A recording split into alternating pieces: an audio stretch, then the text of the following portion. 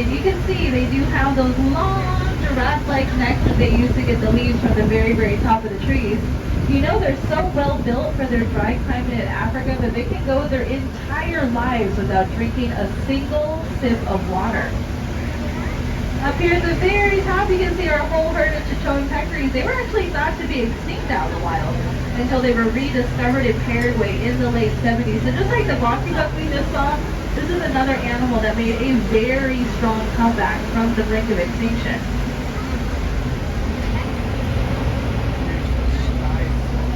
All the way at the very top of the hill on the left, we're going to be coming across our mountain lions.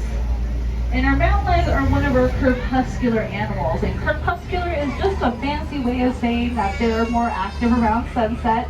So you might not see too much activity out of our mountain lions this early in the day. I like to tell people the best time to come and see our big cat species is a little bit later in the evening, closer to sundown. That is where you're going to see the most activity out of our mountain lions. As you can see right now, most of them are napping right now, so it's not the easiest to see them this early in the day.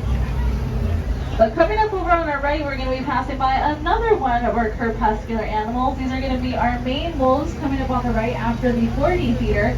Now you might not be able to see the Maine wolves, but you can definitely start to smell them once we get close to their habitat. You're going to start smelling this strong, musty odor coming from the exhibit over here to the right. Well, that is how the Maine wolves mark their territory. It's also how they communicate with one another. Now, if you're trying to find them, if you look down over here on the very end of the exhibit, down into the tall grass, you might be able to see our male. And you're going to want to keep an eye out for some bright red fur. I like to think that they look like foxes. A lot of people like to give them the nickname foxes on stilts because they have those long legs. And they do kind of look like a wolf because they have that shaggy wolf-like fur. But surprisingly, he's not related to either one of those animals. He is his own separate canine species. In fact, he is the largest canine in South America. And once you get a little further away from their exhibit, you can definitely start to pick up that skunky odor that I was talking about. So take one deep breath before we head into Elephant Odyssey. Also over here on our left-hand side, we're going to be seeing one of our Pollinator Gardens. And this is a great place to come and get inspired to start your own backyard garden to help some of our local pollinators like our bees and butterflies. And in that greenhouse back there, that is where you can see all of our carnivorous plants, like our sundew plants, pitcher plants, and Venus flytraps.